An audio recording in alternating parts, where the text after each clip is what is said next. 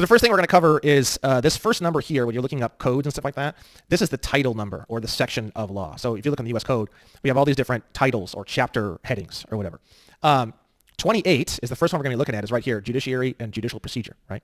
So this first number means Title 28 of the United States Code. This is a section symbol, and this is section 3002, okay? So we're going to scroll down to subsection 15, and we're going to see here United States means, and we're going to see here a federal corporation. Okay, so you've seen a lot of this kind of stuff online, like, oh, is the United States a corporation and blah, blah, blah, blah. Yeah, it's a corporation, but they specifically define it as a federal corporation. We're going to look up the definition of the word person. And the number 2 most important word in all of law is the word person. So if you look here, the term person shall be construed to mean and include an individual, a trust, estate, partnership, association, company, or corporation, right? You're going to think, oh, I'm an individual, right? Legal definition of the word individual, it can vary upon the context. It gets a little bit complicated because it's like, okay, well, which one of these are we talking about? Well, that's the beauty of litigation. I mean, you can just say, well, hold on a second there, Your Honor. You say I'm an individual. Which definition are you referring to? You can throw them off pretty good with that, right? So here in Title 43 defines an individual as a natural person. Natural person, typically, they're referring to men and women, but it's not really like a foolproof term, actually. This is Black's Law 4th edition. The word person. If you look at this definition right here, a person is such, not because he is human, but because rights and duties are ascribed to him. The person is the legal subject or substance of which the rights and duties are attributes. An individual human being considered as having such attributes is what lawyers call a natural person. The 14th Amendment destroyed this whole country. One of the things that it did, one of the many things that it did, is it gave corporations and partnerships and all that kind of stuff, basically human rights. You'll see natural person, it's not foolproof. Generally speaking, it's referring to like a man or a woman, but not always. You need to be careful with certain words. So even though it says here defines an individual as a natural person, that's not the most airtight thing in the world. Here's another definition of individual. It's a citizen of the United States or an alien lawfully admitted for permanent residence. Citizen means government employee, and United States, it's a federal corporation located in the District of Columbia, right? So most people would not fit this definition if you're not in Washington, D.C. working for the government, right? Here's another definition of the word individual. A living person who is a citizen of the United States or an alien, which means foreigner, lawfully admitted for permanent residence. But the problem again is United States means the District of Columbia. The term individual is not the best thing in the world. When you were born, we'll get into this for just a moment, there was this is a long form birth certificate I'm showing you on the screen right now. You can get it from the vital services from the state in which you were born in, date accepted for registration. So this is the birth date of when a corporate entity of your name in all capital letters was created through the state. I have this word ens legis, which is actually a term. It's a Latin term. Ens legis, a creature of the law, an artificial being as contrasted with a natural person, applied to corporations, considered as deriving their existence entirely from the law. And then I started using this term, public corporation, which you can find in Black's Law under the term. If you look under corporation and you keep looking and you look, you'll see a section called public corporation. Inside of the word corporation, you're going to find this definition there. A public corporation is one created by the state for political purposes and to act as an agency in the administration of civil government. Now, the problem with using the term public corporation is that if you, I'm learning because I do a lot of litigation, which is kind of new, but we're doing a lot of litigation. If you place your name on there as a corporation, depending on what jurisdiction you're in, they'll force you to hire a bar card attorney. You're not allowed to represent corporations without a bar card attorney in a lot of the jurisdictions, right? What kind of creature of the law is it? I don't know. And I don't think anyone else knows. And they're like, oh, you need to hire a bar card attorney because you're trying to represent, which means stand in the place of or impersonate, if you look at the definition, corporation. If you say public corporation, that's what they're going to do to you, right? If you say ens legis, you say, I don't know if it's a corporation. I don't know what the fuck it is. And that's the truth. There's some kind of artificial being that was created when your certificate of live birth was accepted for registration. And that's this date here. So your birthday is your birthday. And then about 2 weeks later, you're going to find this date here. It says on my long form birth certificate, date received by local health officer. That's the date of the birthday of the ens legis.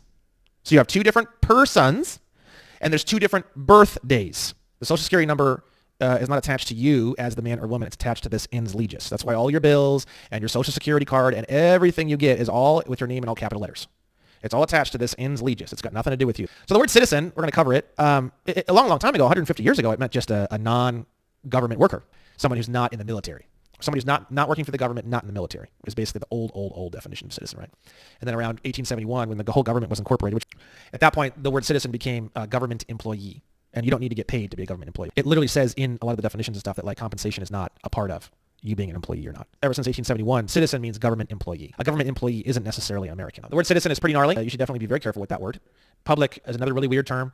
You always hear the term public versus private. You hear that a lot in these kind of circles, like what I do. Public means having to do with government office A lot of people think that public means like on social media or like open, like for everyone to see. People have seriously misunderstandings. Public means having to do with public office, having to do with working in the government, right? Private has to do with not working in the government. Public corporation is one created by the state for political purposes and to act as an agency in the administration of civil government. Public means government. Private means non-government. An individual, as far as I'm concerned, is just a business that happens to have the same name as you. So even the word individual isn't necessarily speaking about you as the man or woman, because even the word natural person is a terrible term. We're not using that term. We're using man and woman, and then we use the term ens legis. So if it's a man or a woman, very, very clear. If it's an ens legis, it's a creature of the law, as contrasted with what they should have here as man or woman. They don't want everything to be very, very clear, though. They want everything to be as confusing as possible. That's why things are the way they are. The term person shall be construed to mean and include an individual, trust, estate, partnership, association, company, or corporation. Okay, and you can go into Black's Law, and you can look up the definition of all of these if you want. But basically, every single one of these things is an ens legis. This one just happens to look just like your name, but it's in all capital letters. We can look at citizen. 150 years ago, it meant non-government, non-military. Nowadays, it means government employee for a federal corporation. They don't say just citizen. They say citizen of the United States or U.S. citizen. Go to 42 U.S.C. 9102. Now we're going to cover this whole United States citizen thing. You start seeing this, and it's like citizen of what? Citizen of United States. And actually, before we get into that, we'll cover Uniform Commercial Code. This is read a little bit differently. This first number is the article number, which is the same as title number for the United States Code, right? So it's Article 9, Section 307, location of debtor. We're going to go down to subsection H, location of United States. Now, United States is a federal corporation. A person includes corporation. So United States is a person. That's why they say it like this, location of United States, because it's just a person.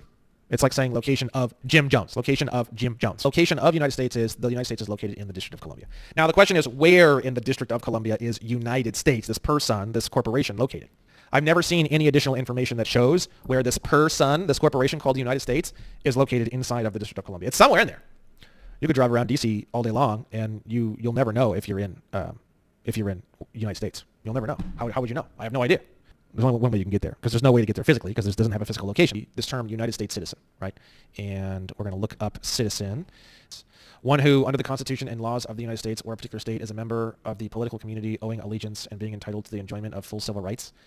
All persons born or naturalized in the United States and subject to the jurisdiction thereof are citizens of the United States and of the state wherein they reside, which comes from the 14th Amendment, right? The 14th Amendment was never legally ratified, and Congress actually talks about that on the congressional record in 1967. Citizens are members of a political community who, in their associated capacity, have established or submitted themselves to the dominion of a government for the promotion of their general welfare and the protection of their individual as well as collective rights. Submitted themselves to the dominion of a government. So if United States is a federal corporation located in the District of Columbia, you're submitting yourself to the dominion of that. It's not something to be proud of. It's not something good. The District of Columbia is not part of the United States of America. It's part of a totally separate country called United States. Firearms is a term that was created inside of United States or the District of Columbia for specifically and explicitly for U.S. citizens. It's got nothing to do with people who live in the United States of America, who are state citizens or non-citizen nationals of the United States, which we're going to cover in a minute. So U.S. citizens are basically employees that work in the District of Columbia, which is basically like a giant corporate campus, essentially, right? The Second Amendment has nothing to do with you. You don't have the right to bear firearms. You only have the right to bear arms. And you only have the right to bear arms if you live in one of the 50 states. If you're a U.S. citizen, you don't live in one of the 50 states. You essentially live, sort of, a little bit more complicated, but you essentially live in the District of Columbia. And that's why there's so much confusion on the Second Amendment and the ATF and who has jurisdiction over what and how they can go after people for firearms laws. And it's because you're telling them you're a U.S. citizen, you're telling them you have a firearm, and then you're basically complaining about the fact that it's like me saying like, oh, there's this law in France, and like I have the right to have guns because this law in France. Like, no, France has nothing to do with this. It's the same idea. You're in the District of Columbia and you have a firearm. So the Second Amendment has absolutely nothing to do with you, and it has nothing to do with your quote firearm. This right here, I'll do a full screen on this. This right here, this is not a firearm. This is an arm.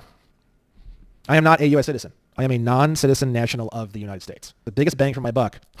Citizen, individual, person, natural person, franchise, ens legis, these words, oh my Lord. Now, remember earlier we were talking about how a person can be a corporation. Let's go ahead and review that just for a moment. It can be shall be construed to mean and include an individual, which again, individual is a bit up in the air, right? Individual, a trust, estate, partnership, association, company, or corporation. Okay. You can see here in subsection C, it's very clear. C, any corporation, partnership, association, or other entity organized or existing under the laws of the United States. We the people, right? Now, you will never ever see the word people anywhere in any of these codes. It's always the word persons. You're also going to see it at like pools. Like if you go to the pool and you look at the rules list on the pool, or like you look at any official rules list anywhere, even parking. I mean, start looking at signs. You'll never see the word people. The Constitution applies to people. It doesn't apply to persons. We have two different bodies of law. You have the sheriff and you have the police. The sheriff is on the people side. The police is on the persons side. You have people and persons. We're dealing with two different countries here, two different nations. The United States of America, where each of the 50 independent states are all independent nations in themselves, and the corporation called United States.